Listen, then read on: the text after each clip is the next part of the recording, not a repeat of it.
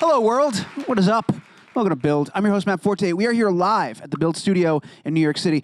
In part 3 of Netflix's chilling Adventures of Sabrina, love and loyalty are pushed to their limits as Sabrina navigates a sinister new normal. But Sabrina isn't the only one having a dark and complicated go of things. Warlock and boyfriend Nicholas Scratch has his own baggage to unpack. Here to tell us all about it, the supremely talented, the one, the only, the great Gavin Leatherwood. Make some noise. Come on, do it up.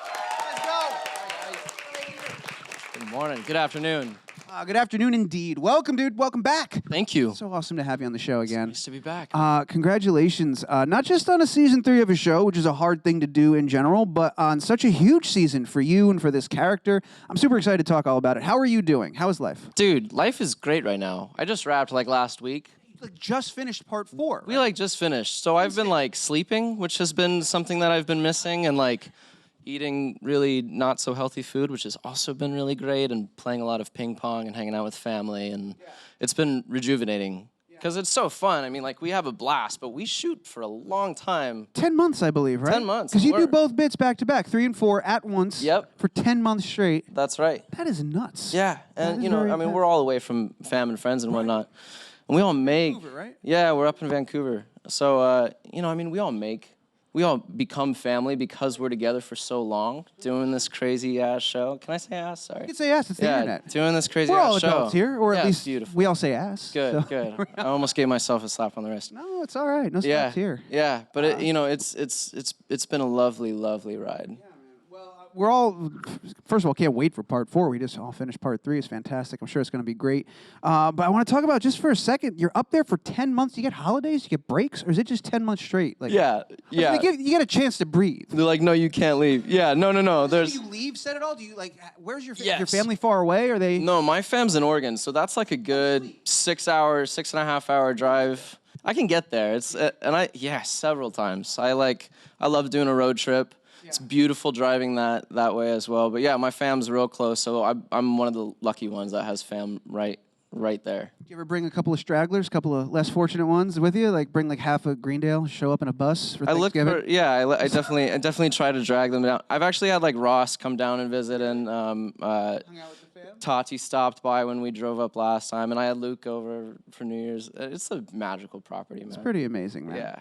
Yeah. And we talk about, I think just as much fun, everybody here knows this, everybody's a fan of the show knows this. If they follow any one of you on social media, you'll see that you are working super hard and also having a ton of fun. You're writing silly songs, you're laughing, you're playing around in the sets, you're finding moments in between the takes to just be yourselves and have a good time, so you don't go insane from all of that hard work.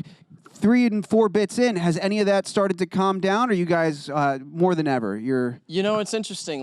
We had last year part 1 and 2, and there was so much excitement because none of us really knew each other, So there was so much growing and learning who each other were, who kind of clicked with who, and and all that was just very new and exciting. And as we did this last year, something that I really noticed much more is we all see the good, the bad, and the ugly. It's not you're seeing the great bits which are captured, and there's even more great bits which we don't capture, which we wish we could because we want to share all the fun with everyone. But we also have hard days. That's part of it. And when you go through that together, there's still the same amount of love, if not a deeper form of it. I have such a love and admiration for everyone's hard work and ethic. It's just they all feel like family now at this point. I've said that a few times, but I really mean that. I could go to any single one of them, even the adults, not just the kids, even the old people. Even the old folks. They've become such amazing aunt and uncle type figures, for us kids, Sure. Where it's just so easy to talk to any one of them. Which isn't a common thing, man. You don't hear that a lot. Yeah. Keep hearing. Is that, it's one thing to like the people you work with and all that, but I've definitely seen it as we've talked to in groups and to you guys individually. Everyone, there's such a special bond that you all have kind of found through this experience, which is a really beautiful thing to see. Did you ever find, especially for these past 2 bits with the darkness that you had to navigate and kind of figure out and get to, did you find yourself having to sometimes step away from those fun things and everybody's over here playing a game, having a laugh, but you got to go and get ready to be in this really intense moment, so you kind of have to pull yourself back from that? There's definitely a time to honor, when you have work that needs to get done, when there's a big scene that's coming up that you really want to sort of be selective with your time and energy, like how you're spending it, because you don't want to. Like that scene in I'm not gonna spoil anything for anyone, right? People have seen part 3. Like the scene. Sorry, the scene like spoilers, but you can go. yeah, I mean, but like the scene in the woods with Kieran, like where I'm like yelling at her, and it's a big lengthy speech, like it's a lot of words, and it's a very emotional kind of beat. Like I'm not gonna necessarily go to a fun party type event or whatever before doing something like that. I think it helps to kind of sit with a calm, sort of even keel energy before jumping into something that's a bit explosive. But also like you learn to put the hat on when you need to and take the hat off when you're not doing the thing. So it's like you don't want to take any of that with you. You don't want to leave a place still with any of that anger in you or whatever. It's like feel the thing when you between action and cut, and then release it like shortly after. Yeah. Learning that balance and how to like sort of straddle that line, is that something that you've honed working on this show? You'd say something that you figured out doing this? Hell no, dude. I'm still learning so much. You know what I mean? Like I'm still navigating all of it. It's all still so new to me. I wouldn't say that I've honed anything. If anything, I feel like I've opened my eyes up to how much more there is to learn. But I feel like with a good group of people, the castmates and beyond, like into friends and family, that there's a solid amount of good people around me that have like kind of helped with the personal stuff, and then also with the actor stuff. Last time we talked, you guys were all saying that you get the scripts like one at a time. You don't get to really see. That's still the case, right? Still the case, yeah. Oh my God! So especially this season, what were some of the things that maybe surprised you, or excited you, or scared you even as you were finding out each step of this journey and having each layer kind of pulled back? Man, I was just like honestly, because we get the script. We're shooting one episode, and then we'll get like a draft, and it goes around all the cast. We're all like, oh shit, you see the script? The script came out through the emails, and we'll read it, and we'll have a table read for it. But honestly, just like keeping up with what's happening, because there's so many twists and turns, and like I feel like in part 1 and part 2, I was really diligent about knowing everyone's story, what's happening with everyone, and then with part 3 and part 4, I got to admit, I kind of just had to like focus on what was happening with Nick and things that directly affected him. But it's a lot of homework. What does that do then now to the process of you watching the finished product? Because now it's like a completely new world to you. Since you were so in your zone, you get to see all these other bits and pieces moving about. What was that like? That's the surprise. That's the fun. That's the freshness of it too. And we'll have screenings every now and then too. We'll all get together in like a little movie theater room with some popcorn and stuff, and like it's really cute. It's really fun, and we all get to like enjoy it together for a moment and see this like not color corrected, not sound mixed, which is funny because sometimes there's like bad dub overs for like certain people's lines or whatever. But it's fun to see it all sort of come together in an episode then and see, oh, that makes sense. That's why that thing is happening. And to see it come to life is just fun. My favorite, whenever you get like an unfinished cut, you get to see something that's not quite done yet, is like anytime there's music, but the music hasn't been placed in yet. It's really like awkward, at a party, silence. and everyone's just like dancing to nothing. There's nothing happening. It's just like... And that's what we do on set, man. Fun. Yeah, like when like we'll have like a dance scene or whatever where there's a little party, and they'll play it for a moment, and then if there's lines or something, they'll cut the music down, and we'll like pretend to be shouting like over the music, but nothing's there. It's kind of awkward from an outside perspective. It's so like wonderfully awkward. It is. It is fantastic. My favorite was I had like a Lifetime thing, and they were singing around a campfire, and they were playing an acoustic guitar, but they couldn't play it, so they had to like strum it in front of it, but not hit the string. It was incredibly awkward in the best way possible. The magic of making. I know. I love when the magic and like all that's pulled back. And Yeah. see all that fun stuff. Yeah. How do you, if you don't know necessarily what's coming, and you don't know specifically where this journey is going to take you, how do you prepare? What do you do to get ready? Oh man, like I try to just isolate the moments, really. Like I try to just look at what's happening in this scene, like what am I wanting, or what am I hiding, or what am I, and try to just stay true to moment, because I feel like, I don't know, not to get all existential here or anything, but Let's do it. Let's do it. Come on, man. We briefly had an existential chat. Like we might as well go there. Why are we? But like, we don't plan for the future all the time. Like we're not constantly living in the future, or at least I don't think we should be. It's more moment to moment living. Like it feels, I don't know, it just feels better if you're like like, what's the word I'm looking for? Submerged. Present. Present is the word, I guess. Yeah. Yeah, right? Just like when you're just in that, then it feels much more natural, and like that's what I'm just trying to do with the moments in the show. Then is like, what is he doing right now? What is this feeling? Where did he just come from? Where is he gonna go once the scene ends? Like what? And just try to stay true to that, really. That's kind of my preparation for it all. I was so present. As soon as we said the word present, I kind of blanked out trying to think of a word better than present for a second. Where did you go? Back. I'm okay. with you now. You went somewhere I else. stopped being present. Or you went so deep into the present. It was too present. That's what it was. Damn, bro. So present, I came out on the other side. Damn. You like left your body for a moment. Like, I saw the eyes like a just. split second, right? Yeah.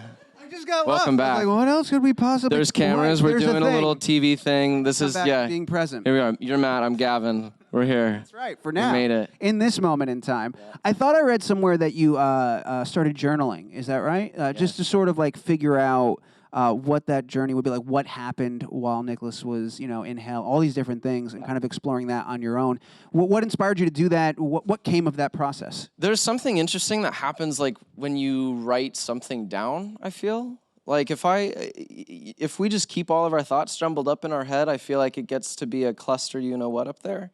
And You could say yes, you could say that too, but I understand your hesitation. So my mom's in the audience, so I don't definitely want to don't say embarrass the her. other Yeah. side of that. Then We'll keep it at ass. that is as you know. far as we will go. Well, I'm not going to say that one. No. But it's like if you just keep it all in there, it gets to be a bit muddled and confusing. And I feel like as soon as you put pen to paper and you put your thoughts into words onto a page, it's like something strange happens where you start to see it come to life, and then you can read it back, and it's I don't know. There's just something that's helpful about like making it tangible. So that was just a helpful in the process in the personal life and as well as in this. Yeah. What were, not at the risk of like asking you to read your diary, but like what were some of the things you would write down in there? Like You'll never know. Oh, okay. No one should know, really. I keep it locked up. Yeah, man. If anyone got a peek in my journal, I'm afraid of what they should go to therapy. Yeah. I should go to therapy. Oh, they would. Yeah. You should. Well, both, really. Well, everybody should. No one should get a nothing really wrong. deep peek into people's minds. People think some crazy stuff, and I'm speaking personally. And you've chosen a profession where you will allow people. You have to be vulnerable and let people see you explore these deep things. For sure. So, I was thinking of something when you mentioned that your mom's in the room. You didn't want to drop the F-bomb, and I just couldn't help be reminded of. There's a scene in part 3 where you're. Yeah, let's talk about it. You know exactly where I'm going. I mean, look, this show in general is like just filled with scenes that I can't imagine you watching with your mom. But there is one in particular with the sex demons. It's brief. Sorry, Mom. It is. It's brief, but it's there. And what is that like? You talk about sharing these experiences with your family and all that sort of stuff. And naturally, they're all very proud. Yeah. When you do a scene like that, do you forget that you've done it, and then you go, "Mom, you've got to watch this show"? I'm just grateful that they didn't use all of the footage. Because there's so much more, you guys, that like didn't make that cut. Like we shoot a lot of stuff, and a lot of stuff does end up getting cut, like as TV goes, to make the time frame and all that. But I mean, there was some stuff that I did with those sex demons that no one should know about. And we had just met, yeah, like that day, and I met them out of the makeup, and they're beautiful people. And I was like, oh. This will be fun. Like, like what's up? How's it going? Let's play. Like, we're actors. We're all professionals here. But like, let's make this sexy and fun. Like, let's kill this. And then they came back in the makeup with the horns and there's the pink and the green and the stuff and like a horn entered my mouth at some point. There was some weird stuff. As far as Mom, I mean, she's seen it all and heard it all. It's okay. She raised me, so she's okay with seeing that. She knows it's all for the greater good of TV and fun. But yeah, that was some wild stuff, man. Those were some fun days on set. It looks like it, man. We talked a little bit about the mental preparation and the journaling and all that. What is the physical preparation like? I feel like you kind of alluded to, and you said, "Oh, we're done. I got to eat some not so healthy food." Yeah. Like, how do you, no secret that in this world, in this universe, a lot of shirtless men and boys walking around. You got to get ready for that. Yeah. I feel like that's a hard and stressful process of knowing I got to be in peak physical condition. Yeah. Yeah. How do you prepare for that? What do you do? What does that look like? I mean, it's something I learned from doing this was like just staying disciplined with all that stuff. Like, because in part 1, I don't think I Well, I had my shirt off for a moment during the orgy scene, which throwback. That was fun. So that was like the first time the shirt came off, and then I think some of the creators were like, "Let's do more of that," and part 2 rolled around, and I really just like it. They weren't like, "Hey, you're gonna take your shirt off, so you better look good," and here's this and that. It was more of just like for me, like I was like, I'm gonna be shirtless on screen, and people will see it. Yeah, I was like, I wanted to look good, but I really wanted to feel good too. And so I mean, I kind of changed diet habits. Like I never really before the show. I ate 1 meal a day, and it was scrambled eggs and potatoes. Really? Yeah, that's all I really could afford at the time, man. I was just like pinching pennies in LA, and like just living with 5 people in an apartment, and just try to save as much money. And I was like 20 to 30 pounds lighter, and just like small, like yeah. And when I got out there, I was just like, I can eat some meals, and like there's a gym in the hotel. I'm gonna go use it. I haven't in years. I used to just like ride my bike around LA, but like I just had the things at my disposal, and I was like, it would be a shame to let this go to waste. And then as I started just like eating healthier and like utilizing my body, it felt good. Like I felt sharper. I felt happier and just like filled with more joy. So I just kind of kept doing it. And then the last like 2 months of part 4, I just let it all go. I just completely stopped. I was ordering pizzas at midnight. You often hear, too, from anyone like Chris Pratt or whoever's like gone through a transformation and really done it, everybody always says that they're grumpier when they're in that position because they're not able to eat what they want to eat, and they're constantly working out and doing all these different things, and it's harder to maintain. Well, those guys are on like some crazy strict stuff. Yeah. I mean, they're going from like from person to superhero, you know what I mean? So that's like a huge transition, which I could fathom and I feel like would be possible and plausible, but like I mean, I've heard crazy stories of them drinking like blended chicken and stuff. It's like, just to get the amount of protein. It's like, that's insane, man. That's a crazy step I'll to eat have the to chicken. take. I don't want to drink it. Chicken. Just give me the thing. Give me a fork and knife. If your line in the sand is drinking chicken, you don't want to have to do that. Just for now. Yeah, well, if I have to, I would. If the right opportunity comes by. That's right. Thank you for exploring this seemingly ridiculous topic. I wanted to ask about it. No, because like there's people that I for one, I don't get nervous not wearing a shirt at the pool. You got to do it on a show that millions and millions of people are not going to watch. Yeah. So I wonder how that amplifies the anxiety of having to do something like that. You don't really think about it, and like you look into the camera and realize like where all that's gonna go, and then the anxiety comes, and you just reminded me of it. No, it's okay. At least you don't have to drink chicken. That's right. There Thank goodness, man. Silver linings, man. Guys, We're going to go. We got some audience questions. We're going to get to them in just a second. But is it or is it not still crazy, man?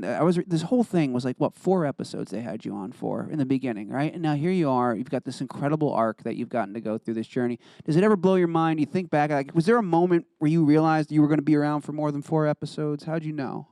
Yes, it blows my mind. It constantly blows my mind. I feel like my mind can't process the past 2 years, really. It's just a constant, here we are now, and just keep going and staying present with it. That's really the theme of this interview, I guess. I like it. Yeah, it's been fun. But yeah, I don't know, man. It's crazy. I mean, and what was the other part of that? Like, was there a moment where you realized this was going to be? I went into the deep presence, you guys. I just came back. Sorry. Okay. I could see that we lost you for a second, but I wanted you to find your way. Thank you. I had to. You finish allowed it. me that. I didn't want to finish rob. the thing. Exactly. Yeah. You had to go for the ride. The other side of it was there when did you realize that this was going to be more than just 4 episodes, that you were in for a little bit longer? When did I realize that? I mean, I think we started doing the behind the scene negotiating, working bits of it around episode 9 or 10 of part 1. It was kind of in the talks, and then series regular that kind of came around a little bit later, but I still didn't really process that. It was just great, we're doing the thing. I'm here now for a bit, and then I think it kind of clicked sometime in the middle of this, of part 3 and part 4, where I was like, oh, this is my job. This is I'm here. This is my dream and I love it. But this is my job. I'm here. Yeah. It was wild. It's awesome. Well, I'm glad it's your job, man. You're really good at it. And Thanks, man. congratulations again on part 3. Can't wait for part 4. And congratulations on not drinking chicken. Thanks. we got some questions out there. The first one's coming to us from @SpiderDib, and it says, if you could represent Nick and Sabrina's relationship with a song, which song would it be? Greetings from Mexico. Oh man, what's up, Mexico? Man, hey Mexico, what's going on? Man, there's a lot of these like song questions going around, and it's so much music. It's hard off the top of my head, but off the top of my head, the song "Don't Go Breaking My Heart" is popping into my head. Don't go breaking my heart. I couldn't. You know what I'm talking about? Does anyone have that on DJ real quick? We'll play it on your exit. Okay, good. Thank you. Do you guys? We always see. I mean, especially with all the music that happens in the show. But you guys are always writing music backstage. Does music play a part in getting ready for a scene for you? Do you have like playlists that you go to and stuff like that? You know, somewhat. I experiment with that because I'm still finding my way as an actor for sure. I feel like there's no right way to do this job. I feel like there's just a lot of try things out and see what works, and if it doesn't, then. And there was like a scene. You know the scene where I'm like sawing my foot off with an axe or with a bone saw? I literally listened to like angry metal music all day that day. Like I don't normally listen to that, and like, you know, to each their own, but that's just not usually my cup of tea. I'm more of like a folky zen sort of dude. But that was like a day where I was just like, yeah. And when I did the scene, I just like, I don't think it worked. I really don't. I felt like I was just in a weird space that whole day, and like I was just like, I never found my presence. I was just like in this really weird state of like, gotcha, with the You're foot in somebody else's presence. I totally was. Oh, and bummer. I felt like kind of lost, like I missed the moment or something, strangely. In the middle of that story, you invoked a fantastic little demon voice there. That's Satan. He's still inside of me. Exactly. Well done. Who's got the best one of those on set? Who's got the best demon voice? Oh, man. I think everyone gives their hand at it at some point. Yeah. Luke is probably full of the most people. Like, I think he has, like, over 45 different personalities in his brain. He's quite wild, yeah. But we're all full of it. We're actors. That's the pull quote. We're all full of it. We're all full of it. All right, we've got a bunch in the room, and I'm going to make sure we get to all of them. The first one's coming from Melissa. You've got a microphone, Melissa. Where you at? Hi, Gavin. Melissa. So my question for you, kind of going with this theme, is what was the hardest scene for you to film and to like get into character for? Like, what kind of helps you best get into that character, kind of like we've been talking about? Music didn't help. Yeah, no, music did not work. You know, I don't. There's like two scenes that I particularly gave a lot of energy to, and that was the wood scene, which was like it was a hefty dialogue, and then the breakup scene where he's like cleaning in bed and Sabrina comes in, and there was that, and like two different directors for those episodes. So for the wood scene, it was like, you know, it was just so different too. We're outside, and the emotion is this like boiling over anger, and it's like he's finally exploding and venting like a tea kettle, right? And there were so many things that like informed that moment. Like, I don't know why, but like I looked up and saw all these trees, and the branches looked like sharp and jagged, and I was like, yeah, that's what's happening in Nick right now. It's just like crazy trees. The weirdest things come to mind when you're doing this, you know? And I was just like, be like the trees. And I felt like there was that sort of energy in me when doing it, strangely. And then with the other scene, it was like I was having trouble with it. And like I felt myself trying to do things and like, as opposed to just allowing the stuff to come, like I was like, should I be crying on this scene? Or like, what am I trying to do with Sabrina? And the director just like helped me sort of bring it down. Roxanne was her name. She was lovely. And she just sort of helped me do nothing, because I was just trying to do things. And then she was just like, just relax, do nothing. And then that was like the take they used, where I felt like I'm like, was I acting? I just felt like I was just saying the words, you know what I mean? It was kind of a weird thing, but like the more out of your own way you get, I felt like it sort of helped the process. But I didn't know what the hell happened, and you know, my mom was proud of the scene, so I think I did an okay job at it, I guess. That's a good measurement. That's a good barometer, yeah. Thank you for your question. Thanks, We got Melissa. a couple more. Abby, you've got the next one. You've got a microphone as well. Where you at, Abby? I'm Hi, Abby. Hi, Gavin. My question is, if you could change any one thing about Nick, what would you change and why? You know, I really want Nick to just like communicate in this part.